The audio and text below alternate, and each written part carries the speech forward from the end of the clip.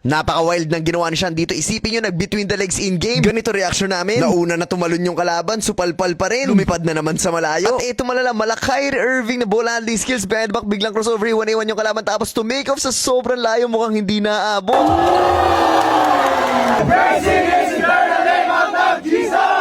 Kakaumpisa pa lang, ready na kaagad tumao-tao tong si Sean. Ang ganda ng depensa dun sa ilalim, kaya naman sumabla yung kalaban at pagbigay kay Sean, hindi naman kami na-inform na ganito pala gagawin mo. Kakaumpisa pa lang, uy. Ayaw mo maglaro ng simple, gusto mo yun talagang sigaman.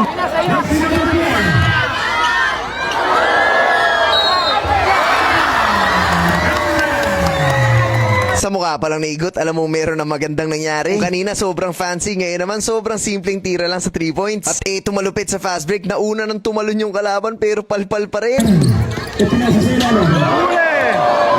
At ito na nga yung resulta nung tinanong niyang tao-tao ba? Full court press, talagang pressure, todo-todo. Maya naman sa fast break, syempre hindi mawawala yung pag-take off nitong si Sean sa malayo.